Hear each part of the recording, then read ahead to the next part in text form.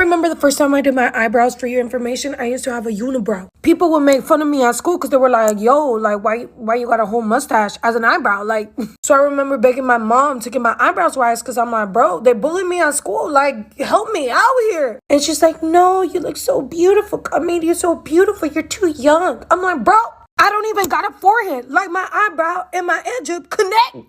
But she still didn't get it. So one Sunday after church, I was like, Mommy, can I go to my friend's house? And she was like, okay, you can. When I got there, we got to working. And she got to tweezing. I was like, yes, baby, I'm finna look good. I'm gonna get all the boys. But little did I know, this sis had no idea what she was doing. I mean, of course, she was like 13. But like, still. Instead of having a unibrow, I had a uni-how. Because like, how did I still have a unibrow, but no more eyebrows?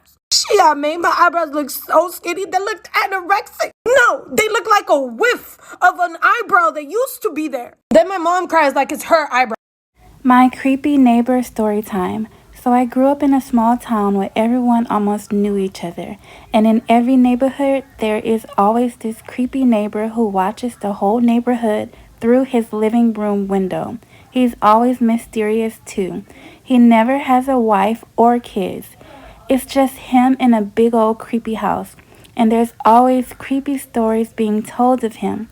Well, let me tell you about my creepy neighbor. His name was Mr. Angleton, and no one knew anything about him, only that his name is Mr. Angleton and he was creepy. First, let me tell you some of the rumors that were being told of him.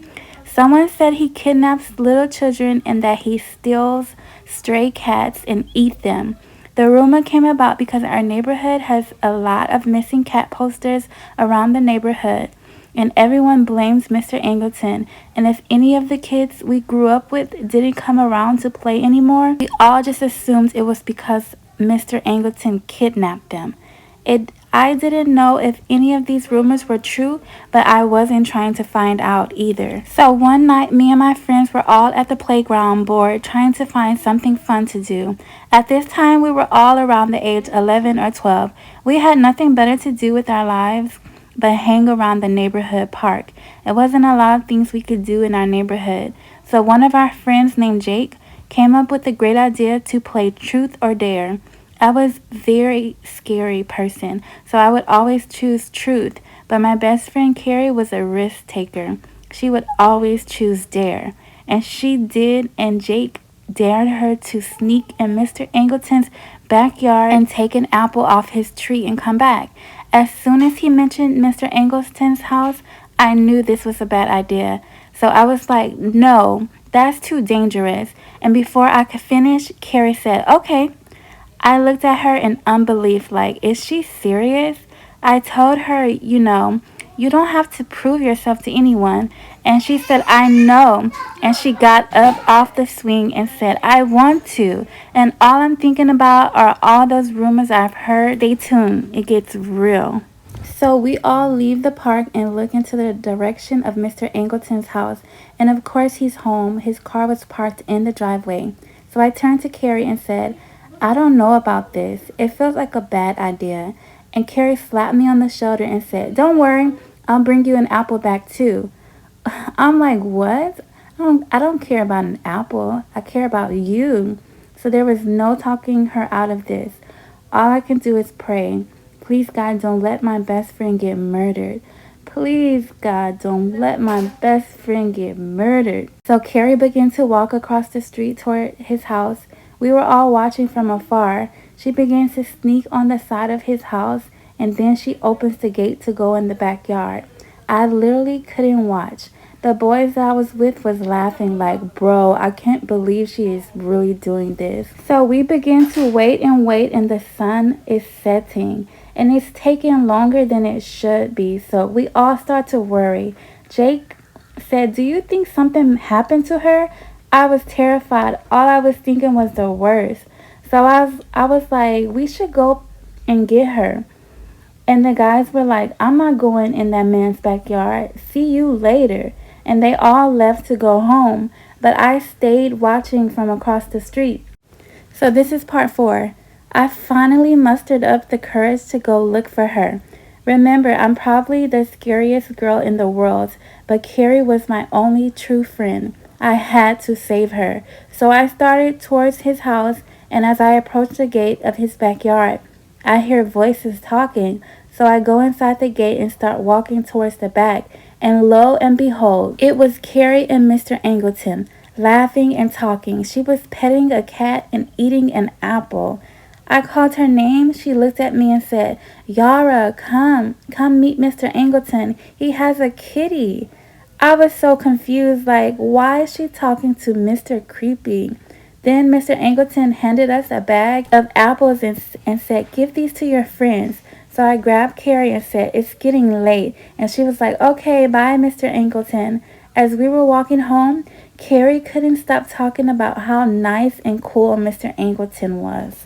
When I was having a bad hair day the other day, you guys were all like, just go into the store. Just go into the store with bad hair. Nobody's going to say anything. What are they going to say?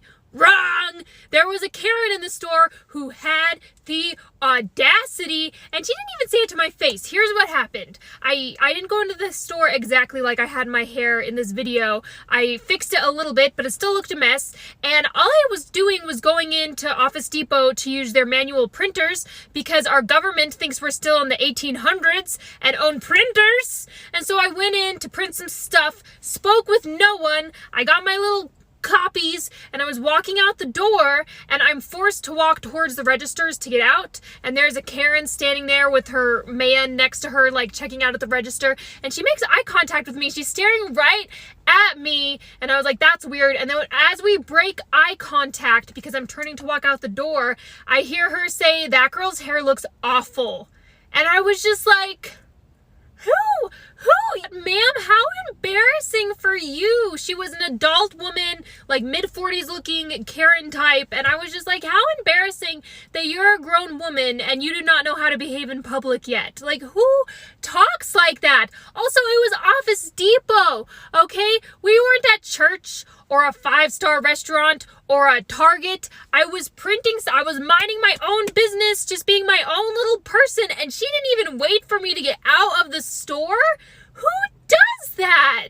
And it was the second mean comment that I'd received from a stranger in under 24 hours, because the day before that, I was out walking my dog in my comfy, and if you don't know what a comfy is, it's like a Snuggie, it's like a giant blanket that you wear, and a man told me that I looked like a cow, and I just wanted to be like, sir, that is not only factually incorrect, but offensive to cows. My Snuggie is blue, and it's fleece-lined. If anything, I look like a sheep, and not even a real sheep, a fictional sheep.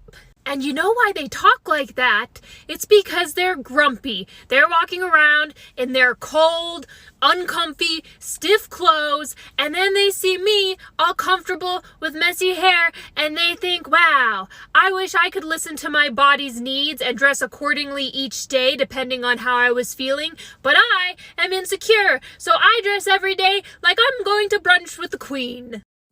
The time I almost got kidnapped. I'm not even being dramatic. This was the most scariest situation I have ever been in. So when I was 10 years old, me and my mother was at the mall shopping for my baby sister. My mom was 8 months pregnant with my sister at the time, and we wanted to get her clothes before her birth. So my mom was totally not paying attention to me. So for some reason, I left out of the store. I don't know what I was thinking. So I'm wandering around the mall when this man wearing a mechanic jumpsuit approached me and asked where my mom was. And I looked around and pointed to the store that she was in. And he asked me, did I want to get an ice cream? And I was like, yes. Like, what kid wouldn't want an ice cream? So he grabbed my hand, and I remember his hands being really warm. And something about his hand made me uncomfortable. I don't know, maybe it was my intuition. So I yanked my hand from him and ran back to the store where my mom was. Till this day, I still get nightmares.